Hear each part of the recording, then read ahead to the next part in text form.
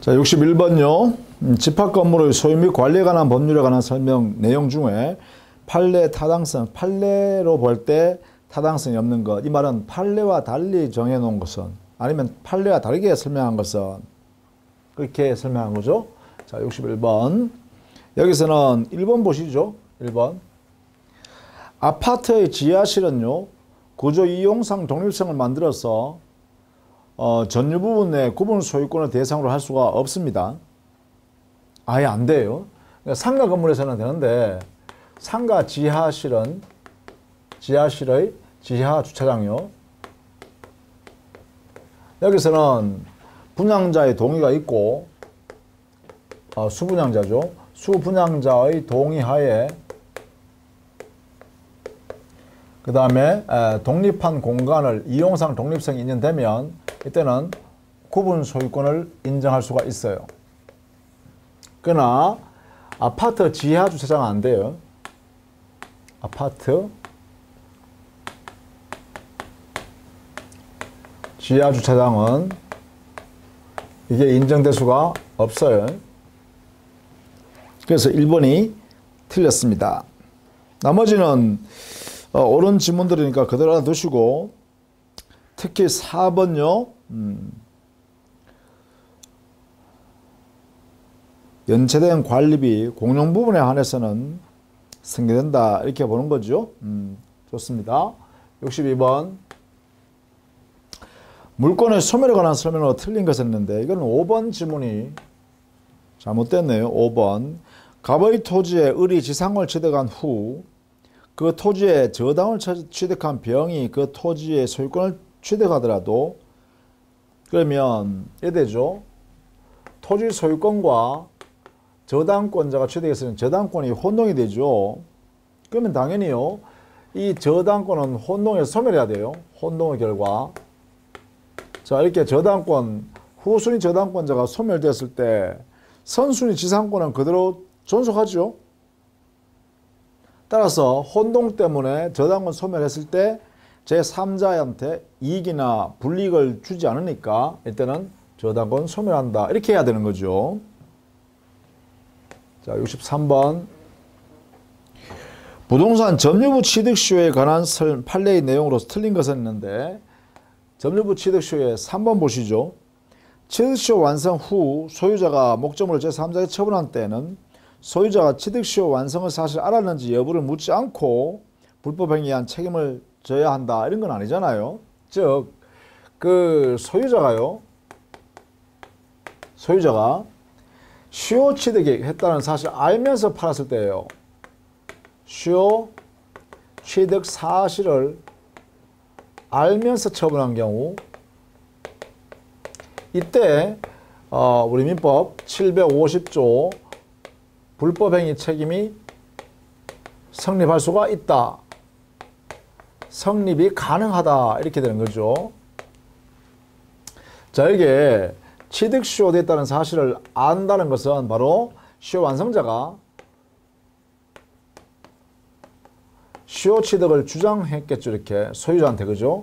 이렇게 주장하니까 소유자가 알게 되었다, 이런데요, 알면서도 이렇게 처분했다라고 하면 이때는 타인에게 손해를 끼칠 의도를 가지고 자기 재산을 처분한 것이고, 법적으로 자기는 의무를 부담해야 할 당사자잖아, 그죠? 소유자는. 그랬을 때는 불법행위한 손해배상 책임을 져야 한다라는 것이에요. 요걸 꼭 알아두셔야 되겠죠. 요때만 그래요. 요때만. 자, 63번에 3번 꼭 알아두셔야겠습니다. 그러니까 그 완성 사실을 알았는지 여부를 불문하고 이렇게 하면 안 된다라는 것이죠. 자, 그 다음 64번. 청약과 승낙에 관한 설명으로 잘못된 것은 있는데, 이것은 1번이네요. 1번. 청약과 승낙은 불특정 다수에 대하여도 할 수 있다 했는데, 청약의 의사표시는 불특정 다수에 대해서 할 수 있죠. 이것은 상대방이 있는 의사표시거든요. 청약이라는 의사표시는, 그죠? 이때 이 상대방은 반드시 특정되어 있어야 할 필요는 없죠. 특정인이어도 좋고 불특정 다수인이어도 무방합니다. 다수인이어도 무방해요. 왜냐하면 청약의 의사표시는요, 이거는요, 광고로도 할 수 있으니까 광고에 의한 청약도 가능해요. 이것도 가능해요. 그러면 광고로 한다는 것은 뭐예요? 불특정 다수인한테 내가 청약 의사 표시하는 것이죠. 그러나 승낙의 의사 표시도 역시 그 성격은 상대방이 있는 의사 표시입니다. 이때 이 상대방은 어떤 사람이냐 하면 이 상대방은 반드시 누구예요? 특정되어 있는 청약자에 대하여 해야 되죠. 이건 특정인이에요. 그죠?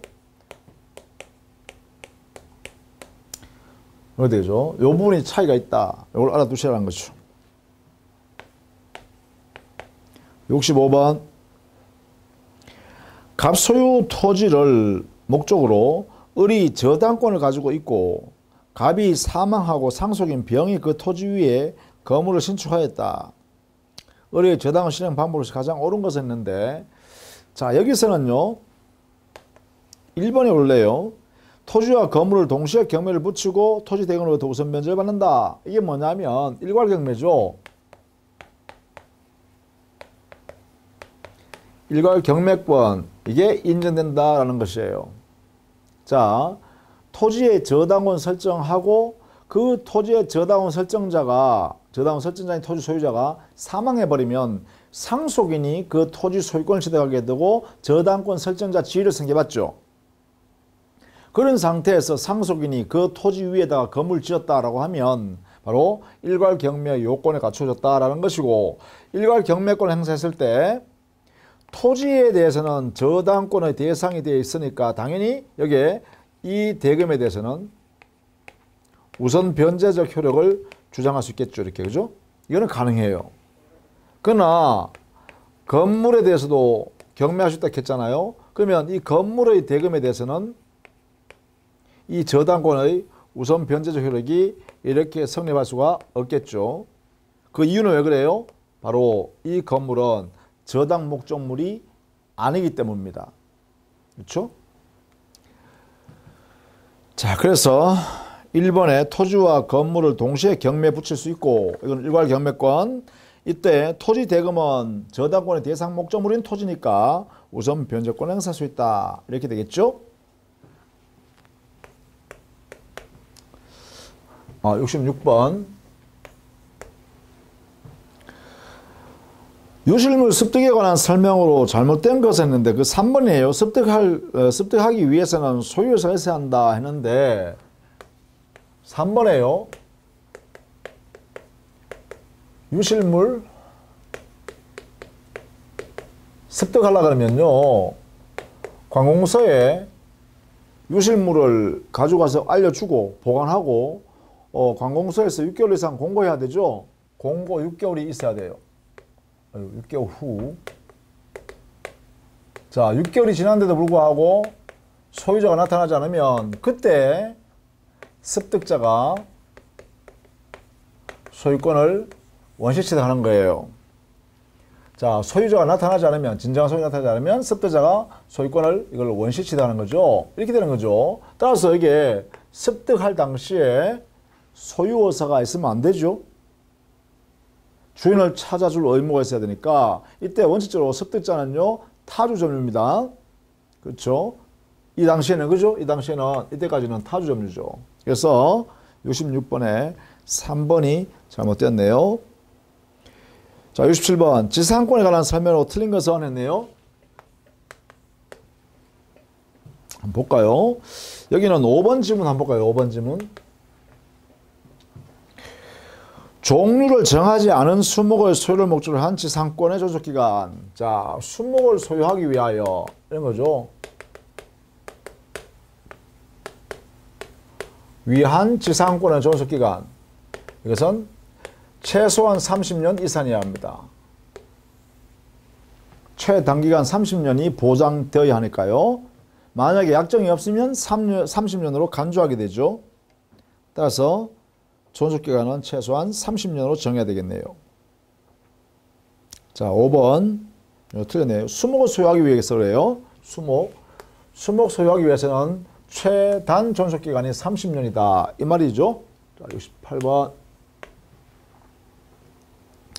을은 갑소유 S 상가 건물을 보증금 1억 원에 임차하여 인도받은 후 부가가치세법에 의한 사업자 등록을 구비하고 확정일자도 받았다.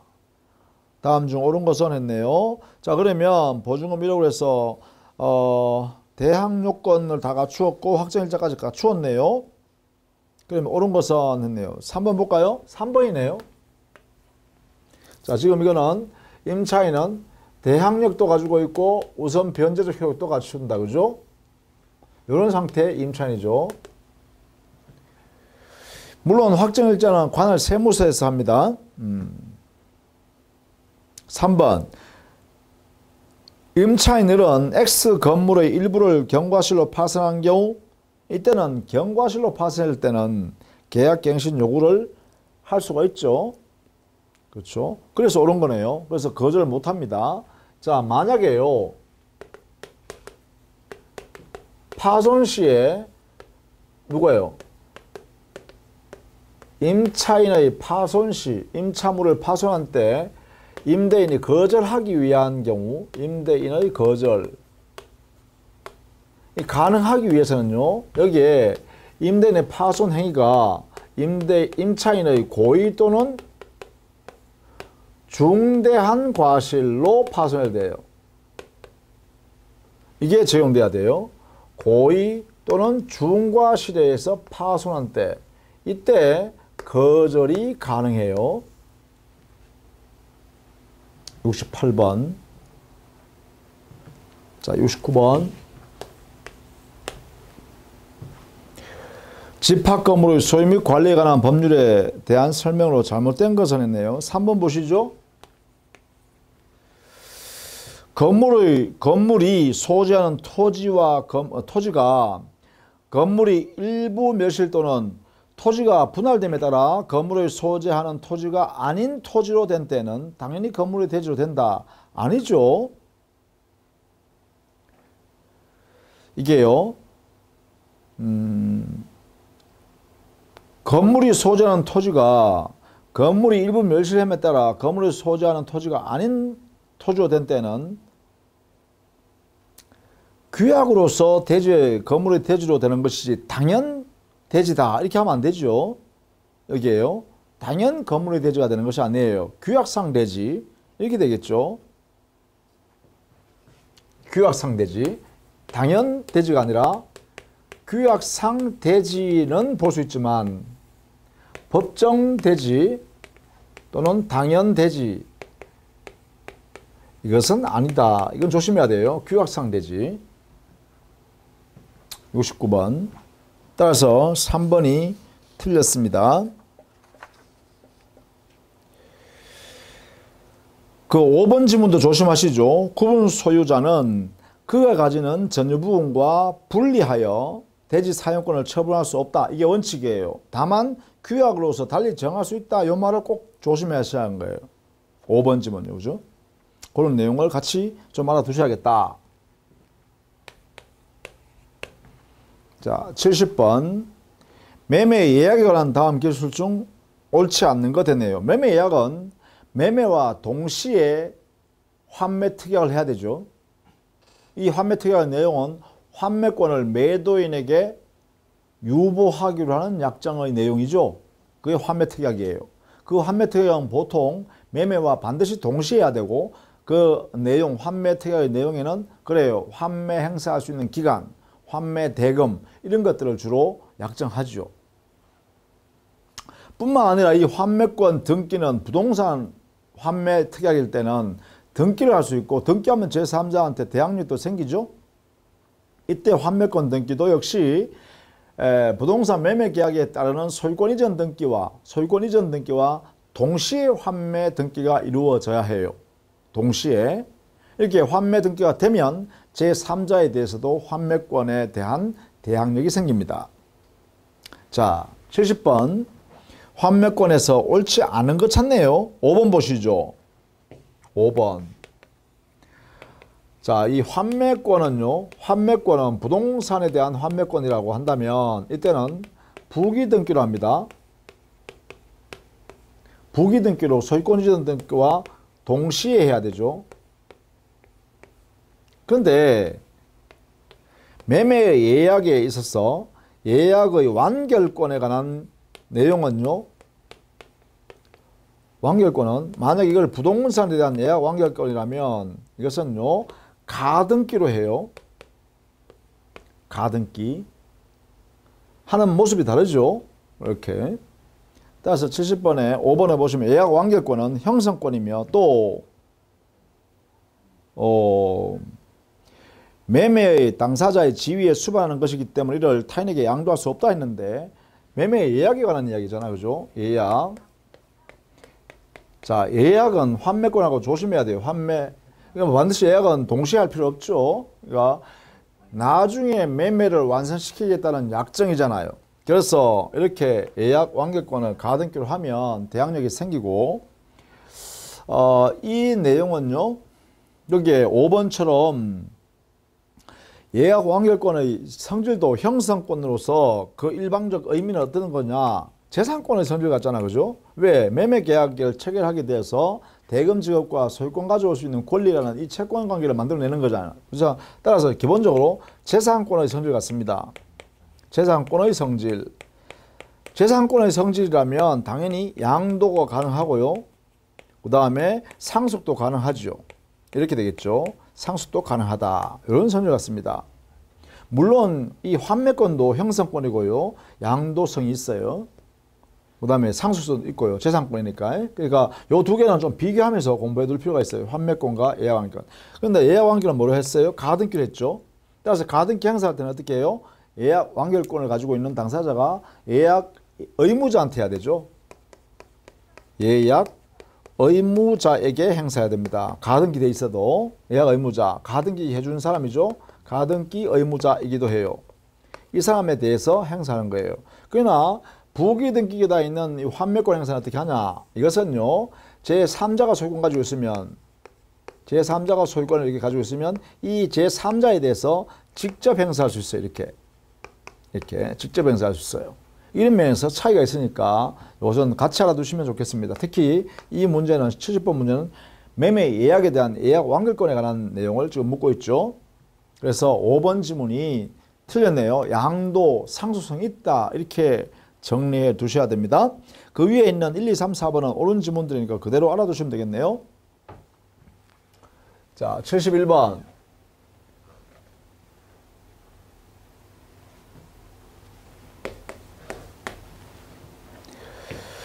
갑과은 공유 토지를 소유하고 있었으나 이를 방치하고 있던 중에 그 토지 일부에 A, B가 무단으로 공장용 가건물을 축조하고 점유 사용하고 있다. 다음 중 틀린 것을 했네요. 갑과 을이 지금 공유하고 있죠. 갑과 을이 당의 토지를 공유하고 있어요. 근데 이것을 무단으로 A와 B가 무단 침범했네요. 이렇게요. 이런 경우에 관한 내용으로서 틀린 것을 냈죠. 자, 4번 한번 볼까요? 공유관계에 기한 방해 제거 및 반환 청구를 하는 경우 갑, 을은 각각 단독으로 행사가 가능하다. 자, 여기 조심해야 될 거예요. 여기에 요 말이 중요합니다. 공유관계에 의한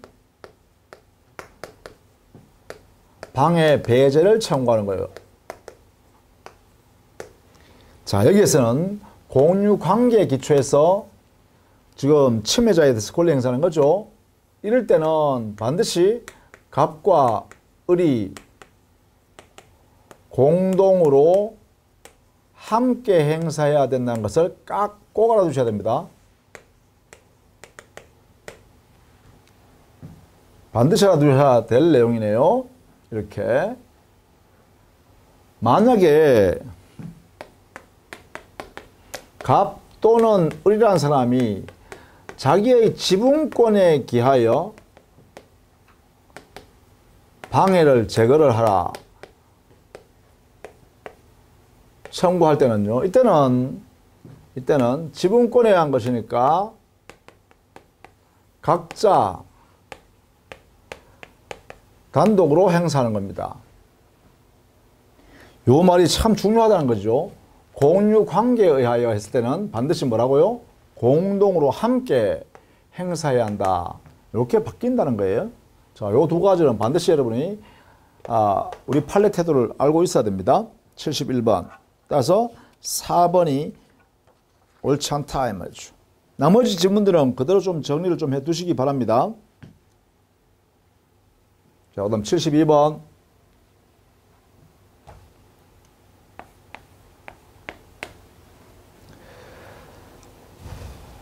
점유에 관한 설명으로 틀린 것은 했죠. 여기는 3번 지문을 정리하시면 되겠네요.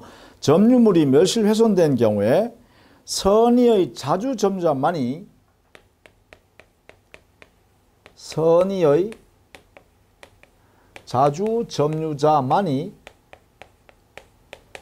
현존 이익으로 배상하면 되죠.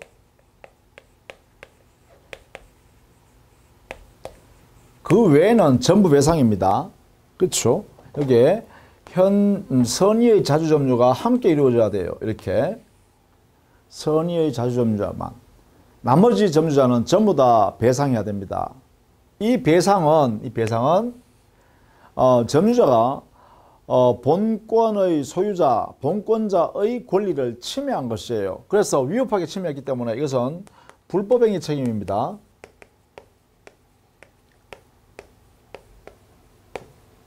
대한 책임을 지는 것이에요. 그것이 바로 손해배상 책임이죠.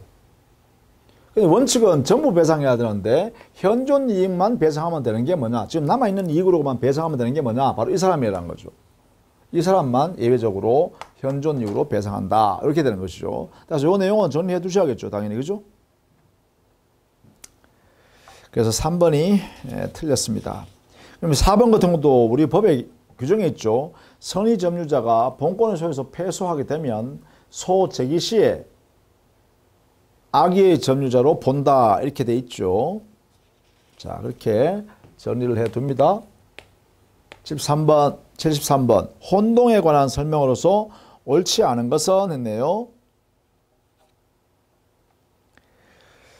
자, 거기는 2번 지문 보시죠. 2번. 채무자 갑소유 토지 위에 을이 1번 저당권, 병이 2번 저당권 가지고 있는 경우에 1번 저당권자인 을이 갑소유 토지를 양도받으면 을의 저당권이 소멸하면 병의 2번 저당권이 순위 성질을 함으로써 이득을 취하죠.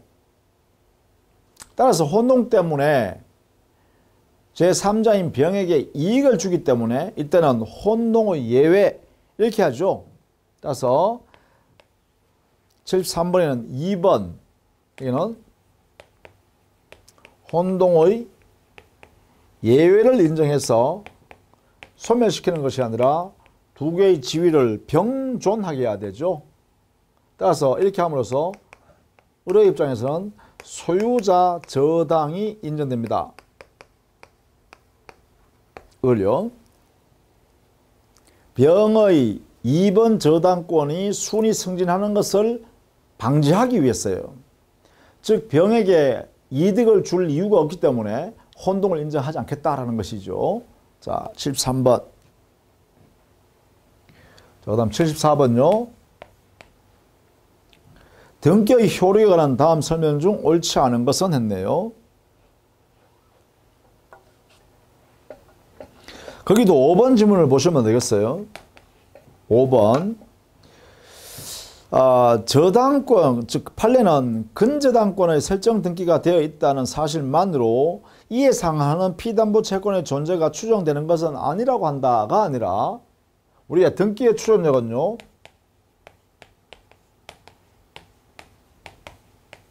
크게 두 가지 의미 있어요. 범위로 보면, 즉 물적 범위로 보면 두 가지 의미가 있어요.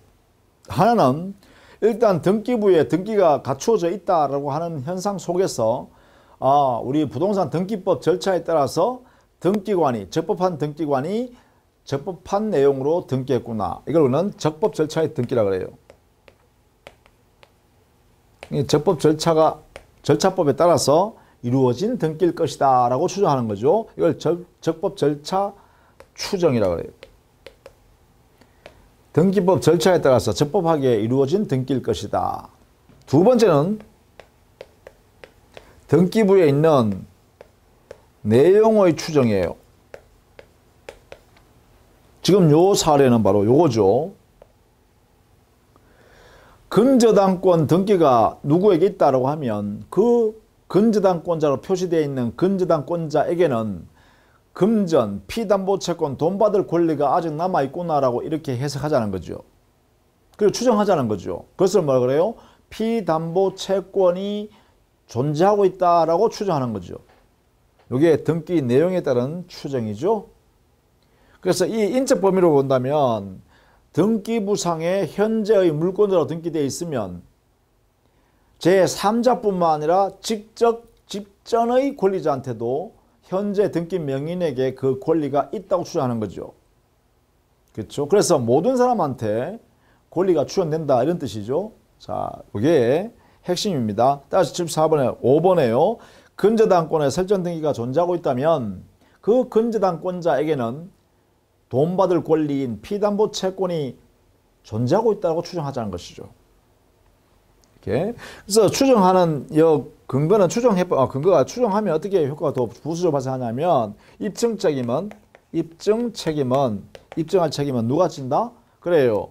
이 등기 내용, 추정되는 내용을 부정하는 사람이 입증해야 됩니다. 추정 내용을 부정하는 사람이 입증할 책임을 져요. 그래서 부정자 책임이다. 이렇게 되겠죠. 자, 이렇게 함께 정리를 해둡니다. 자, 75번. 가등기 담보 등에 관한 법률에 관한 설명으로 틀린 거 써냈네요. 가등기 담보 등에 관한 내용이네요. 여기 3번 보시면 실행통지의 상대방이 채무자 등 여러 명이다. 예컨대 채무자, 물상보증인, 제3취득자. 이 사람들을 우리는 채무자 등이라 그래요. 다시요. 채무자, 물상보증인, 그리고 제3취득자. 이 사람들을 채무자 등이라고 해요. 그러면 채무자 등인 이 세 사람이 존재한다면 이 세 사람한테 모두 통지해 줘야 돼. 실행통지의 강행 규정은 채무자 등에게 전부 통지하여야 합니다. 따라서 이 세 사람 중에 한 사람이라도 통지를 하지 않았다면 효력이 발생하지 않는다 이렇게 돼요. 따라서 3번에요. 청산금 미지급으로 본등기가 무효로 되었다면 그 후 청산 절차를 마치더라도 효력의 등기가 유효한 등기가 될 수 없다 했는데 이건 아니죠. 자, 청산 절차는 채무자 등에게 모두 통지해 줘야 되고 그 다음에 이 청산금 미지급으로 해서 본등기 하도록 효력이 없죠.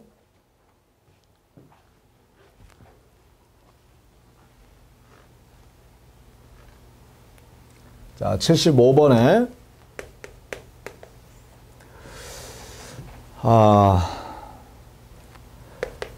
청산 절차를 반드시 경유해야만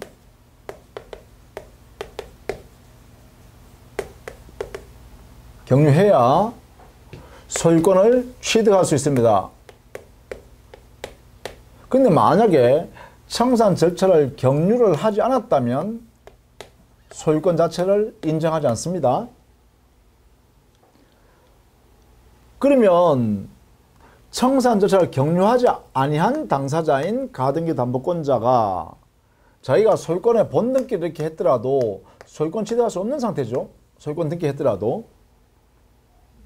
자, 그런데 그 이후에 자, 가등기한 본등기한 이렇게 무효인 등기가 존재하는데 이 당사자인 가등기 담보권자가 드디어 후에 청산 절차를 경유했다는 거예요. 후에 이렇게 청산 절차를 경유했다는 거야. 청산금을 산정해서 자, 청산금 여기 있다라고 채무자 등에게 교부하면 그것이 교부되어지면 이 무효인 소유권 취득이요. 소유권 취득이 무효잖아요. 이것이 어떻게 돼요? 경유로 인하여 여기서 바로 무효 등기가 유효한 등기로 바뀌어요. 이게 뭐예요? 바로 이게 실체 관계를 여기에서 만들었죠. 청산 절차를 경유함으로써 등기, 무효인 등기의 내용을 실체관계를 갖추도록 했잖아요. 그래서 실체관계에 부합하는 행위가 존재함으로써 드디어 등기도 이렇게 부합되죠. 등기도 부합돼요. 부합하면 어떻게 되냐? 이 무효인 등기를 부합된 등기로 인정해서 유효한 등기로 인정해요. 이렇게요. 이것을 우리는 실체관계에 부합하는 등기다. 이렇게 해석한다는 거죠. 이것도 실체관계에 부합하는 등기로 해석한다는 거예요. 그래서 유효한 소유권을 취득할 수가 있게 돼요. 이 관계가 이게 바로 청산 절차를 격려하지 아니한 것을 나중에 드디어 실체관계 내용에 부합되도록 청산관계를 다 갖추면 그때는 유효한 그 청산관계가 이루어졌으므로 소유권도 취득할 수 있다. 그래서 소유권 취득이 된다 이 말이에요. 이렇게. 이게 75번이에요. 자, 그래서 75번에 3번이 이제 옳지 않은 거다. 그죠? 그 등기가 유효한 등기가 될 수 없다 했기 때문에 청산 절차를 다 마치면 나중에 그 내용을 다 하자를 치유하면 유효한 등기로 써먹을 수 있고 인정되어야 한다. 이렇게 해석합니다. 8에도 똑같이 이렇게 해석하고요. 자, 그래서 3번이 틀렸다. 76번. 임차권 등기 명령 제도에 관한 설명으로 틀린 것은 있는데 이건 4번이죠. 4번이네요. 4번. 임차권 등기 명령의 집행에 의한 임차권 등기가 현유된 주택은 그 이후에 임차한 임차인이 보증금 우선 변제를 받을 수 없다 했는데 최우선 변제를 못 받는다는 것이죠. 여기에 최우선 변제는 안 된다. 이렇게 해석해야죠. 우선 변제는 순서에 따라 되죠. 즉 임차권 등기가 되어 있는 이사 나간 임차인은 우선순위가 되고 그 다음에 이사 들어온 그 임차인은 대항 요건과 확정일자를 부여받았다면 이 선순위의 임차권이 받고 나면 그 다음에 이 뒤에 있는 이 사람이 임차인이 바로 후순위로 임차권을 받게 되죠. 다만 보통의 일반 채권자보다는 우선받는 거예요. 그런 면에서 최우선 변제는 안 되지만 다른 일반 채권자보다는 우선 변제는 인정된다. 이렇게 해석해야 돼요. 요 4번 의미를 잘 이해해 두시기 바랍니다. 최우선 변제 요건은 안 돼요. 즉 그 임차인이 소액 보증금으로 들어왔다 하더라도 보증금 중 일정에 대한 최우선 변제는 허용되지 않습니다. 그러나 선순위에 임차권 등기를 갖춘 임차인이 우선 변제받고 자녀 부분이 있을 때는 여기에는 그 위에 들어온 이분이 다른 일반 채권자보다는 우선 변제적 효과를 누린다 이 말이에요. 자, 77번. 집합건물의 소유 및 관리에 관한 법률상 구분 소유자 간의 법률 관계에 관한 설명으로 틀린 것은 있는데 2번에 보시면 공유자가 공용분에 대하여 다른 공유자에 대하여 가지는 채권은 그 특별 승계에 대하여 행사할 수 없다가 아니라 특별 승계에게도 그대로 적용됩니다. 그러니까 구분 소유권을 승계받은 특별 승계인, 자 여기에 채무가 있다면 이 채무도 구분 소유권을 승계받은 이 사람에게도 이 채무가 승계돼요. 이렇게 같이요, 같이. 그러니까 당연히 그 승계인에게도 책임을 물을 수 있어야죠. 채무를 청구할 수 있다, 그죠? 그래서 2번 이게 틀렸네요. 이건 이 내용은요 우리 법에 아예 규정에 집합건물법에 이렇게 규정을 해놨습니다. 정리를 해두셔야 돼요. 공유자가 공용 부분에 관하여 다른 공유자에 대하여 가지는 채권은 그 특별 승계인에 대해서도 그대로 승계하여 청구할 수 있어요. 행사할 수 있다. 이렇게 해야 됩니다. 따라서 2번이 틀렸다. 나머지들은 법 조문들이니까 그대로 좀 정리를 해두시면 좋겠습니다. 그 다음에 78번. 다음 중 동시행 항변권이 인정되지 않는 것은 이건 5번이죠. 피담보 채권의 변제와 저당권 등기의 말소. 저당권 말소해주는 등기 말소하는 거잖아요. 이거는 저당권이 우선 변제권이 있으니까 먼저 채권을 변제받은 다음에 그 다음에 등기 말소. 그러니까 우선이죠.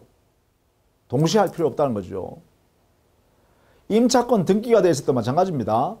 즉 임대차가 종료됐음에도 불구하고 임대인이 주택 임대인이 임차인한테 보증금을 반환해주지 않으면 그 임차인은 임대차가 종료된 후 그 임차인이 보증금 반환받지 못했기 때문에 당해 주택의 소재지 관할 법원에다가 임차권 등기의 명령을 신청하고 그러면 임차권 등기 명령에 의해서 법원에 축탁을 하면 당해 등기관이 법원의 축탁을 받아서 임차권 등기를 합니다.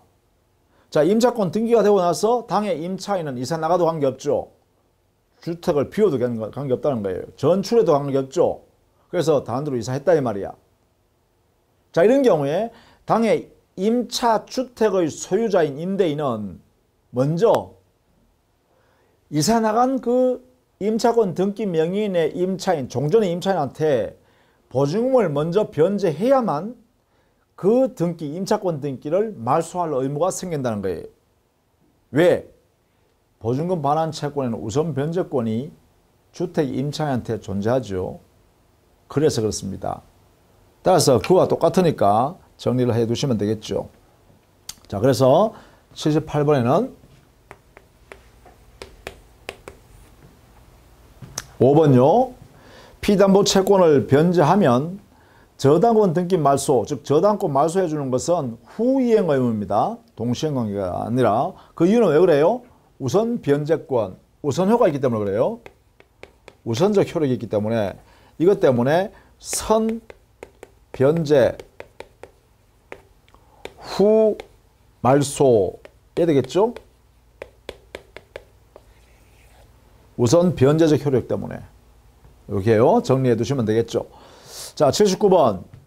제3자를 위한 계약에서 수익자인 제3자에 관한 설명으로 옳지 않는 것은 제3자는 계약 당사자 아니니까 해제권 취소권 할 수 없고 행사할 수 없고 그리고 해제 취소됐을 때 원상회복 부당이득의 문제도 요약자, 나약자, 계약 당사자에 한하여 적용되는 것이고 수익자한테는 적용될 수가 없죠. 그게 기본적인 것입니다.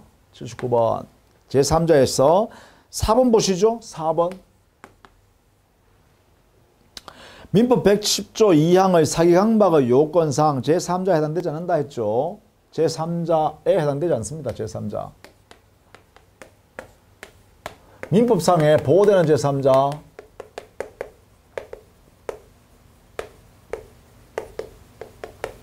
여기 해당되지 않습니다. 그리고 민법 110조 2항에 제3자의 사기 강박 여기 제3자도 아닙니다. 즉 요약자와 같은 사람이에요. 제3자는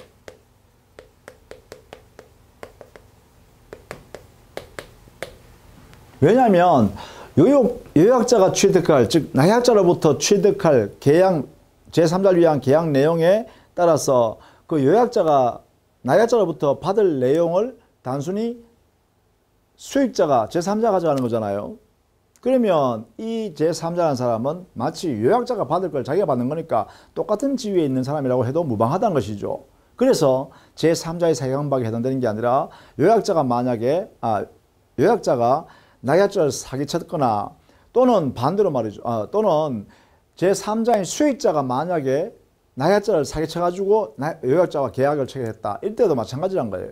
이때도 마치 요약자가 사기친 것과 유사하게 생각해도 무방하다. 이게 바로 거기에 있는 내용이겠죠.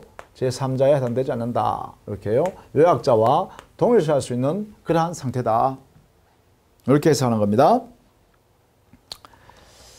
자, 그래서 그 내용을 좀 알아두시고요. 특히 다만 여기에요. 4번에 조심해야 되는 이거네요. 요거는 되는데 요거 제3자가 아니다 하는데 여기 제3자의 사용한 말이 제3자는 뭐예요?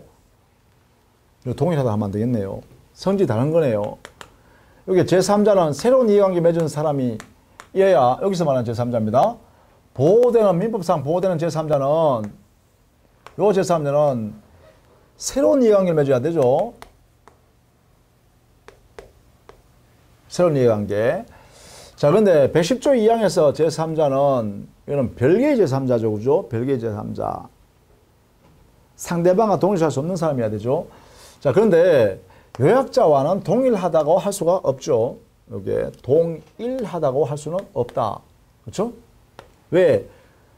수익자와 요약자 그리고 제3자는 별개의 지위에 있는 사람들이죠. 별개의 지위에 있는 사람. 이게 의미가. 그러니까 제3자로 여기는 요약자와 제3자가 동일하다고 하면 안 되겠다. 그렇죠? 동일하다고 하면 안 되겠다. 그래서 여기에 79번에 4번 보시죠. 4번 민법 제110조 2항의 사기강박의 요요건상 제3자에 해당하지 않는다 했는데 이때는 제3자로 봐야죠. 요약자와 같은 사람이 아니니까 제3자라고 봐야겠다. 그죠? 그것만 좀 조심을 좀 해두시죠. 자, 그 다음에 마지막 80번 문제 보죠. 80번. 매도인의 담보책임에 관한 설명으로 틀린 것을 했네요. 여기는 4번 지문을 보시면 되겠네요. 권리 일부가 타인의 권리 매매일 때 일부 타인의 권리의 매매. 여기에서는 선이든 악이든 매수인은 뭘 할 수 있죠? 대금 감액을 청구할 수 있죠. 이건 있는데요. 이때 선의의 매수인은 감액뿐만 아니라 손해배상 그리고 계약 해제까지도 인정할 수 있고요. 자, 여기서 악의의 매수인은 감액을 청구함에 있어서는 여기는 계약 한 날로부터 1년 내 날로부터 1년 내에 행사해야 되죠. 근데 여기에 선의의 매수인의 경우는요. 손해배상, 계약해제 그리고 감액 청구권을 어떻게 해요? 선의의 매수인은 안날로부터죠. 안날로부터.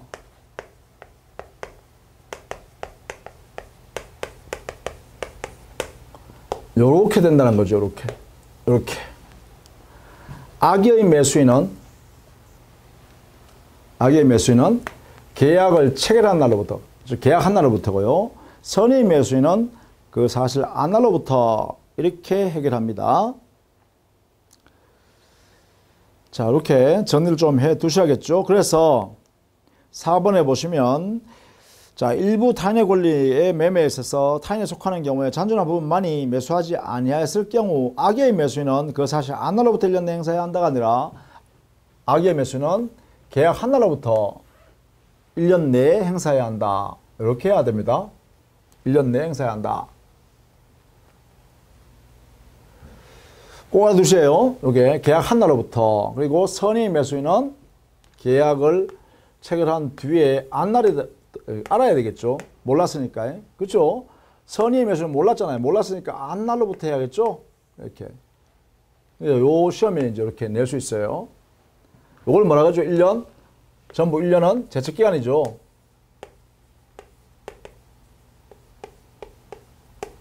성격은 제척기간이에요. 그래서 일부 타인의 권리 매매에서만 이렇게 제척기간 1년의 적용을 받는다는 걸 또 알아두셔야겠죠.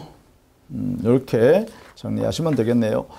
자, 이렇게 해서 3회분을 모두 마무리 지었네요. 여러분 틀린 거 또 확인해 보시기 바랍니다. 부탁하고요. 자, 화이팅 하시고요. 자, 수고 많으셨습니다.